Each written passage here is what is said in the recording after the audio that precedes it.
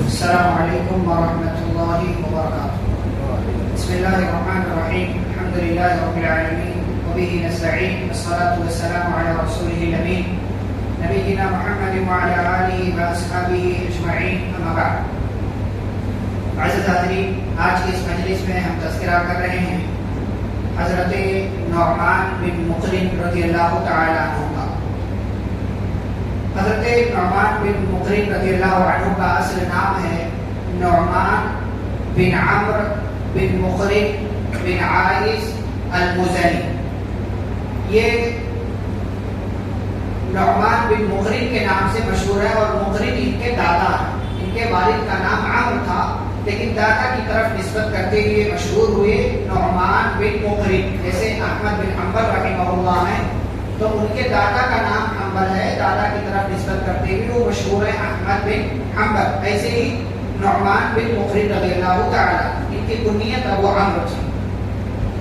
حضرت عبداللہ بن مسعود رضی اللہ تعالی عنہ کے بارے میں فرماتے ہیں، یا بعض روایتوں میں آتا ہے کہ نبی صلی اللہ علیہ وسلم نے خود فرمایا کہ ان للایمان بیوتا، کہ ایمان کے کچھ مخصوص گھر ہوتے ہیں، ایمان کے کچھ مخصوص گھر ہوتے ہیں جہاں ایمان ہوتا ہے، اور ایسے ہی نفاق کا کوئی خاص گھر ہوتا ہے، نفاق کچھ خاص گھروں میں ہوتا ہے۔ تو ایمان کے کچھ خاص گھر ہوتے ہیں، وَإِنَّ بَيْتَ آلَ مُقْرِنٍ مِنْ بُيُوتِ الْإِيمَانِ، لیکن یہ مقرن خاندان کی یہ فضیلت ہے کہ ان کا جو پورا خاندان ہے، ان کا پورا خاندان جو ہے وہ اہل ایمان میں سے، مسلمانوں میں سے، یعنی ایسا نہیں ہے کہ پورا خاندان جو ہے کسی کا مسلمان رہے، لیکن حضرت نعمان بن مقرن رضی اللہ تعالیٰ عنہ کا وہ خاندان ہے کہ پورا کا پورا خاندان مسلمان ہوا، اور تمام کے تمام لوگ پیارے رسول صلی اللہ علیہ وسلم پر ایمان لائے۔ ان کے اسلام لانے کی داستان بڑی دلچسپ ہے، اور خود یہ وجہ بنی۔ ایک مرتبہ ایسا ہوا کہ یہ اصل میں مزینہ قبیلے کے رہنے والے تھے۔ مزینہ قبیلہ مدینہ سے تھوڑی دوری پر مکہ کے راستے میں ہے، مدینہ سے تھوڑی دوری پر ہے۔ تو مدینہ میں کیا چل رہا ہے، یہ ساری باتیں ان لوگوں کو پہنچی تھی، معلوم تھی۔ تو نعمان بن مقرن رضی اللہ تعالی عنہ کے 9 بھائی تھے نعمان بن مقرن رضی اللہ تعالی عنہ کے۔ ایک دن اپنے گھر میں اپنے بھائیوں کے ساتھ یہ بیٹھے ہوئے تھے، سردار قسم کے آدمی تھے، کہ بیٹھے ہوئے تھے، بات چیت چل رہی تھی۔ ان کے قبیلے کے 400 گھوڑ سوار ان سے ملاقات کرنے کے لیے آئے۔ ملاقات ہوئی، اور ملاقات کرنے کے بعد اسی دوران جب بات چیت چل رہی تھی، حضرت نعمان بن مقرن رضی اللہ تعالیٰ عنہ نے کہا کہ اے میرے قبیلے کے لوگوں، دیکھو مدینہ کے اندر ایک نئے انقلاب کی آواز سنائی دے رہی ہے، اور جو اس انقلاب کا لانے والا جو بندہ ہے، اس کی ذات، اس کی شخصیت میں کسی بھی قسم کا کوئی شک نہیں۔ وہ شرافت، دینداری، عدل، انصاف اور دیگر کاموں میں تمام لوگوں سے ممتاز ہے، اور تمام لوگ اس کی دعوت کو قبول کر رہے ہیں۔ تمام لوگ جا کر کے اس کی بات کو مانتے ہیں، اس کی بات کو قبول کرتے ہیں۔ ہم ابھی تک اس نعمت سے، اور اس بڑی نعمت سے ابھی تک محروم ہیں۔ یہ واقعہ ہے جنگ خندق سے کچھ پہلے کا، جنگ احد کے بعد۔ بات چیت چل رہی تھی، پھر تھوڑی دیر تک سوچتے رہے حضرت نعمان بن مقرن رضی اللہ تعالیٰ، اور سوچنے کے بعد کہتے ہیں کہ میں کل صبح کے لیے سوچ رہا ہوں کہ مدینہ جاؤں اور اس شخص سے ملاقات کروں، اور اس شخص کے ہاتھ پر بیعت کر کے میں اسلام قبول کروں۔ تم لوگوں میں سے جو میرے ساتھ چلنا چاہتا ہے وہ تیار رہے، میں صبح ہوتے ہی مدینہ کی طرف نکل جاؤں گا اور جا کر کے ان سے ملاقات کروں گا۔ صبح ہوئی، حضرت نعمان بن مقرن رضی اللہ تعالیٰ عنہ اٹھے، سواری تیار ہوئی، اور سواری تیار ہونے کے بعد جب باہر نکلتے ہیں تو کیا دیکھتے ہیں کہ ان کے 9 بھائی اور وہ 400 گھوڑ سوار جو کل تھے مجلس میں، وہ سب کے سب تیار باہر کھڑے ہیں، اور ان کے ساتھ جانے کے لیے تیار ہیں، اور تمام لوگ مدینہ جائیں گے اور اسلام قبول کریں گے۔ یہ بہت بڑا واقعہ تھا کہ ایک ساتھ اتنے سارے لوگ مسلمان ہوں۔ یہ خبر مدینہ کے اندر پہلے ہی پہنچ گئی، ان کے پہنچنے سے پہلے پورا مدینہ خوش ہوا کہ آج اتنے سارے لوگ ایک ساتھ مسلمان ہوئے ہیں، مسلمان ہونے کے لیے آ رہے ہیں۔ نبی صلی اللہ علیہ وسلم خود آگے بڑھے اور جب یہ قافلہ پہنچا نعمان بن مقرن رضی اللہ تعالیٰ عنہ کی قیادت میں، آپ صلی اللہ علیہ وسلم نے آگے بڑھ کر کے ان کا استقبال کیا اور ان لوگوں نے آپ صلی اللہ علیہ وسلم کے ہاتھ پر بیعت کر کے اسلام قبول کیا۔ آپ نے انہیں مرحبا کہا، خوش آمدید کہا، اور یہی وہ لوگ ہیں جن کے بارے میں اللہ نے قرآن مجید کی آیت نازل کی، وَمِنَ الْأَعْرَابِ مَن يُؤْمِنُ بِاللَّهِ وَالْيَوْمِ الْآخِرِ وَيَتَّخِذُ مَا يُنْفِقُ قُرُبَاتٍ عِندَ اللَّهِ وَصَلَوَاتِ الرَّسُولِ، کہ دیہاتی لوگوں میں سے کچھ لوگ ایسے، کیونکہ یہ دیہات میں رہنے والے تھے، مدینہ سے کچھ دوری پر تھے تو وہ دیہات کا علاقہ تھا، تو اللہ نے کہا کہ دیہات کے لوگوں میں سے کچھ لوگ ایسے ہیں جو اللہ پر قیامت پر ایمان لاتے ہیں۔ اور ایک بات اس کا تذکرہ کرنا میں بھولا، وہ یہ کہ جب یہ لوگ آ رہے تھے تو آنے سے پہلے ان لوگوں نے بہت سے تحفے تیار کر لیے تھے، بہت سے تحفے تیار کر لیے، حالانکہ قحط سالی کا دور چل رہا تھا، بارش نہیں ہوئی تھی اس سال، لیکن پھر بھی ان لوگوں نے تیار کیا کہ اتنی بڑی شخصیت کے پاس جانا ہے، اسی کو اللہ نے کہا وَيَتَّخِذُ مَا يُنْفِقُ قُرُبَاتٍ عِندَ اللَّهِ وَصَلَوَاتِ الرَّسُولِ، کہ یہ لوگ خرچ کرتے ہیں اللہ کے راستے میں اور سامان لے کر کے اللہ کی محبت کی خاطر، رسول کی محبت کی خاطر ان کے پاس پہنچے، اور ان لوگوں نے اسلام قبول کیا اور دائرے اسلام کے اندر داخل ہو گئے۔ تو یہ ایک سردار کی ہوشیاری، عقل مندی، فراست کی وجہ سے اتنے سارے لوگ بیک وقت مسلمان ہوئے۔ اگر یہ تذکرہ نہ کرتے تو کوئی بات نہیں چھیڑتا کہ جب سردار خاموش ہے تو ہم کیوں بولے، ہم بھی خاموش ہی رہیں گے۔ سردار بولے، اور جب سردار بولے تو سردار کے بولنے کی وجہ سے اتنے سارے لوگ مسلمان ہو گئے۔ اور پھر جب یہ خندق میں یہ شریک رہے، بیعت نبی صلی اللہ علیہ وسلم کے ساتھ صلح حدیبیہ میں شریک رہے، بیعت رضوان میں، اور فتح مکہ میں بھی شریک رہے۔ جب مکہ فتح کرنے کے لیے نبی صلی اللہ علیہ وسلم گئے تو کتنے صحابہ تھے؟ 10,000 صحابہ موجود تھے۔ ان 10,000 لوگوں میں 1300 لوگ حضرت نعمان رضی اللہ عنہ کے قبیلے کے تھے۔ 10,000 میں ایک مطلب 30% لوگ، 1300 لوگ جو ہے صرف ایک قبیلے سے حضرت نعمان بن مقرن رضی اللہ تعالیٰ، اور ان کی قیادت حضرت نعمان بن مقرن رضی اللہ تعالیٰ کر رہے تھے، اور ان کا جھنڈا حضرت نعمان رضی اللہ تعالیٰ کے ہاتھ میں تھا۔ یہ فضیلت ہے ان کی کہ نبی صلی اللہ علیہ وسلم یہ سردار تھے تو آپ نے سردار باقی رکھا، ان کو قائد بھی بنا دیا، بلکہ جھنڈا بھی ان کے ہاتھ میں دے دیا۔ پیارے رسول صلی اللہ علیہ وسلم کا انتقال ہوا، ابوبکر صدیق رضی اللہ عنہ کا دور آیا، تو آپ جانتے ہیں بڑا مسئلہ ہو گیا کہ بہت سے لوگوں نے دین اسلام چھوڑ دیا، کچھ لوگوں نے زکات دینے سے منع کر دیا۔ کئی ایک قبیلے آئے ابوبکر صدیق رضی اللہ عنہ کے پاس اور کہنے لگے کہ ہم زکات نہیں دیں گے، ہم زکات نہیں دیں گے۔ تو ابوبکر صدیق رضی اللہ عنہ نے دو الفاظ میں جواب دیا، واللہ لو منعونی عقالا كانوا يودونه الى رسول الله صلی اللہ علیہ وسلم لقاتلتهم على منعه، فرمایا اگر یہ ایک رسی بھی جو زکات میں دیتے تھے اگر وہ دینے سے بھی منع کریں گے تو میں ان سے لڑائی کروں گا۔ دو جواب دیا۔ یہ سارے قبیلے کے لوگ چلے گئے، لیکن ان لوگوں نے مدینہ پر حملہ کرنے کا پلان بنانا شروع کر دیا۔ ابوبکر صدیق رضی اللہ تعالیٰ عنہ جہاں دیدہ انسان تھے، ہوشیار انسان تھے، یہ لوگ جب گئے تو ان کو معلوم تھا کہ میں نے جواب دیا ہے، اس لیے یہ لوگ کہیں ایسا نہ ہو کہ مدینہ پر حملہ کر دیں۔ ان کی واپسی کے فوراً بعد مدینہ کے چاروں طرف نگرانی کرنے کے لیے لوگوں کو کھڑا کر دیا گیا۔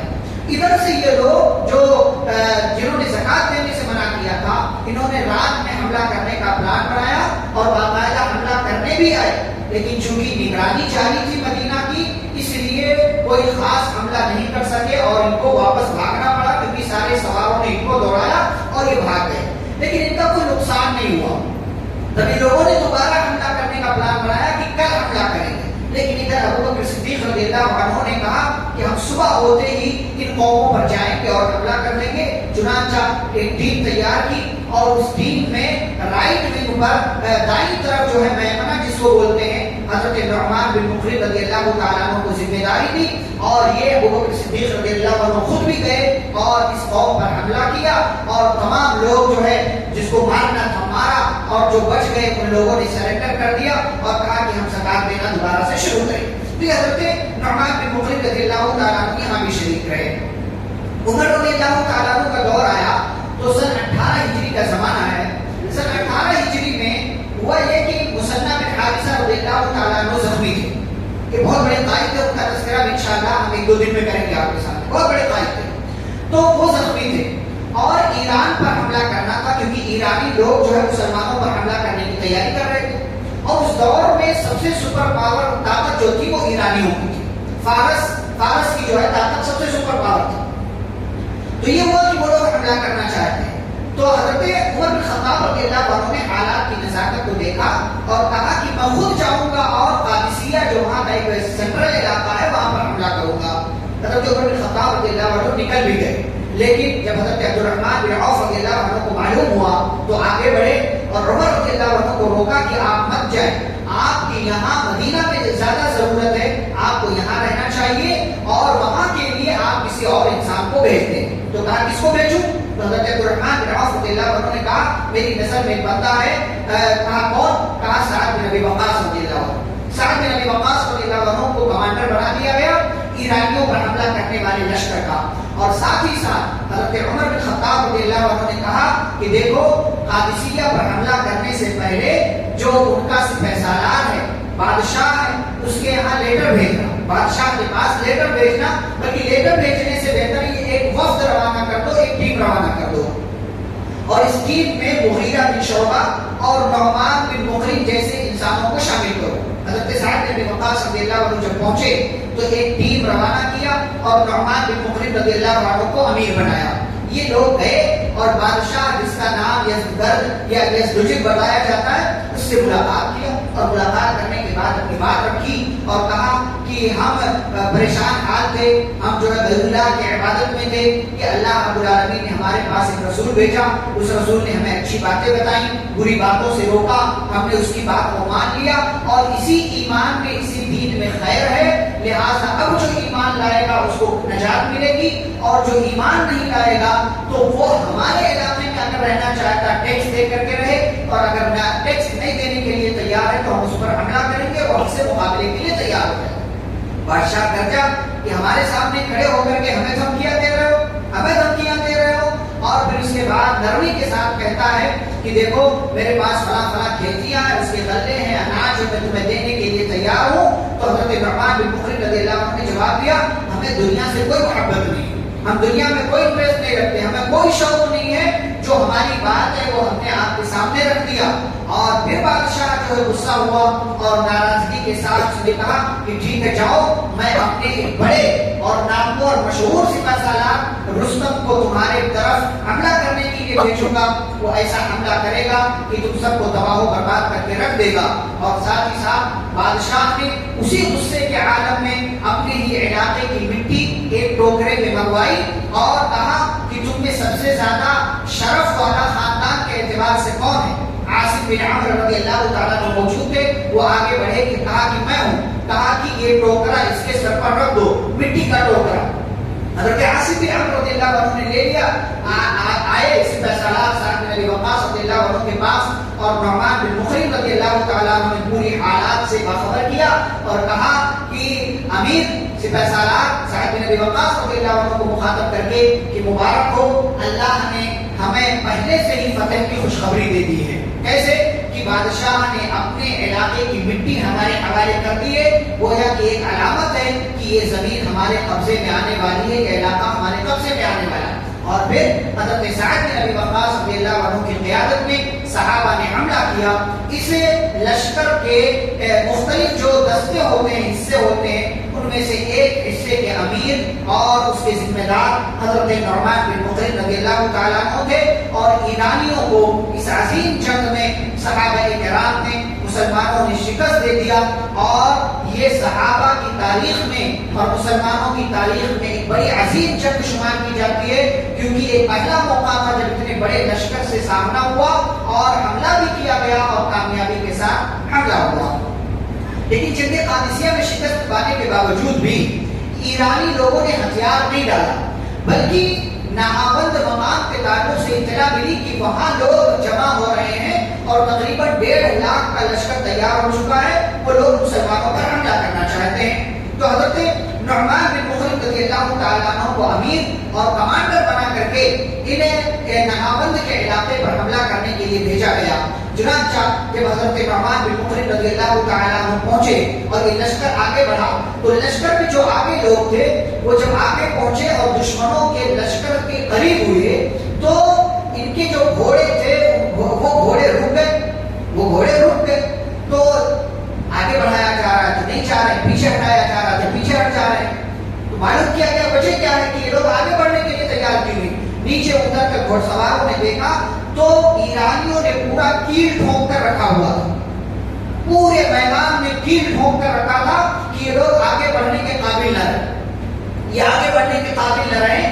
تو اب امیر سپہ سالار حضرت نعمان بن مقرن رضی اللہ تعالیٰ عنہ تک بات پہنچی کہ کیا کیا جائے اس صورتحال میں کہ آگے ہم بڑھ نہیں سکتے، اگر یہاں رہیں گے تو یہ لوگ حملہ کر کے ہمیں جو ہے ختم کر دیں گے.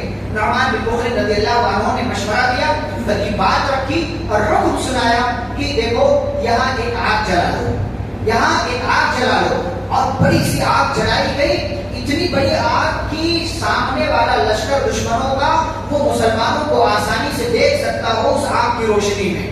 اور جب آگ جلائی گئی پلان یہ تھا کہ آگ کی روشنی جلے گی تو ہم تھوڑا سا پیچھے ہٹنا شروع ہو جائیں گے، تھوڑا سا پیچھے ہٹنا شروع ہو جائے. اور جب پیچھے ہٹیں گے تو دشمن دیکھے گا تو اس کو یہ لگے گا کہ مسلمان بھاگ رہے ہیں. چنانچہ وہ لوگ آگے بڑھیں گے اور میدان سے پہلے تو کیل صاف کریں گے، پھر ہمارے اوپر حملہ کرنے کے لیے آگے بڑھیں گے. یہی موقع ہوگا جب ہم پلٹ کر کے اپنے دشمنوں پر حملہ کر دیں گے، کیونکہ کیل صاف ہو چکا ہوگا اور ہمارے لیے میدان صاف ہوگا.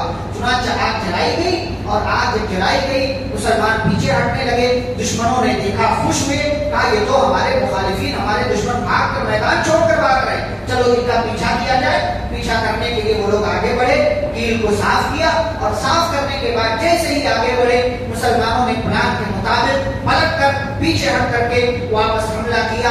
اور اس طریقے سے اس حملے میں اس زوردار کا حملہ ہوا کہ مسلمانوں نے 1.5 لاکھ کے لشکر کو مکمل طور سے تباہ و برباد کر کے رکھ دیا. اور جنگ نہاوند نعمان بن مقرن رضی اللہ تعالیٰ عنہ کی قیادت میں صحابہ کرام نے فتح کر لیا. جنگ ختم ہوئی، فتح مل گئی. تو اب سردار کو تلاش کیا جا رہا ہے، ہمارا سردار کہاں، ہمارا سردار کہاں ہے، ہمارا کمانڈر، ہمارا سپہ سالار کہاں ہے. تلاش کرنے والوں نے تلاش کیا کہ اچانک نعمان بن مقرن رضی اللہ تعالیٰ عنہ کے بھائی کی نظر اپنے بھائی پر پڑی اور دیکھا کہ میرے بھائی اس جنگ میں شہید ہو چکے ہیں، ہمارے سپہ سالار اور ہمارے کمانڈر کا قتل کیا جا چکا ہے اور وہ اللہ کے پاس جا چکے ہیں. یہ جنگ سن 20 ہجری میں لڑی گئی حضرت عمر بن خطاب رضی اللہ تعالیٰ عنہ کے دور میں. اور اس طریقے سے حضرت نعمان بن مقرن رضی اللہ تعالیٰ عنہ نے کمال ہوشیاری سے ایرانیوں پر اپنا دبدبہ جمایا اور مسلمانوں کو کامیابی ملی. اور مسلمانوں کے صحابہ کے جرنیل اور جو کمانڈر کی فہرست ہے ان میں ایک نام حضرت نعمان بن مقرن رضی اللہ تعالیٰ عنہ کا بھی شامل ہو گیا. پہلے بھی مسلمانوں کی مدد کی، نبی صلی اللہ علیہ وسلم کی مدد کی، بعد میں بھی کام آئے. اور یہ وہ سردار ہیں کہ جن کی سرداری، جن کی سوجھ بوجھ اور جن کے عقل کی وجہ سے پورا قبیلہ مسلمان ہوا. میں نے کہا ان کے 9 بھائی تھے، سیان، سوید، عبداللہ، عبد الرحمن، عقیل، معقل، نعیم اور مارزی اور زرا. یہ 9 بھائی ان کے تھے. 9 کے 9 بھائی مسلمان ہوئے، تمام کے تمام صحابہ. یہ ان کو ملا کر کے کل 10 بھائی تھے. 10 کے 10 بھائی صحابہ ہیں. مجھے نہیں لگتا کہ اور کوئی ایسے ہوں کہ جن کی اتنی لمبی فہرست ہو، 10 کے 10 سگے بھائی ہوں اور 10 کے 10 صحابی ہوں. یہ شرف حضرت نعمان بن مقرن رضی اللہ عنہ کو ملا. اسی لیے کہا گیا کہ ایمان کے کچھ گھر ہوتے ہیں لیکن مقرن کا گھر ہی ایمان والا ہے، مقرن کا پورا خاندان ایمان والا ہے. حضرت نعمان بن مقرن رضی اللہ تعالیٰ عنہ کی زندگی سے کیا سبق ملتا ہے؟ پہلی بات یہ کہ اگر آپ سردار ہیں، آپ ذمہ دار ہیں، تو سردار ہونے اور ذمہ دار ہونے کا مطلب سمجھیں. سردار کیا ہوتا ہے؟ سردار ہونے کا مطلب کیا ہے؟ ذمہ دار ہونے کا مطلب کیا ہے؟ چاہے آپ 2 لوگوں کے ذمہ دار ہوں، 2000 لوگوں کے ذمہ دار ہوں، گھر کے ذمہ دار ہوں، کہیں کے بھی ذمہ دار ہوں، اگر ذمہ دار ہیں تو سردار اور ذمہ دار ہونے کا مطلب سمجھیں. حضرت نعمان بن مقرن رضی اللہ عنہ نے سمجھا، غور کیا، دیکھا کہ تمام قبیلے مسلمان ہو رہے ہیں، میرا قبیلہ پیچھے ہے. ایسا نہیں ہونا چاہیے کہ میں سردار ہوں اور میری سرداری میں یہ لوگ پیچھے رہ جائیں، ایسا نہیں ہونا چاہیے. سردار ہونے کا مطلب سمجھیں. دوسری بات، صرف اپنی ذات کے لیے نہیں بلکہ اپنے آس پاس کے لوگوں کے لیے بھی فائدے مند بنے. اپنے آس پاس کے لوگوں کے لیے بھی فائدہ مند بنے.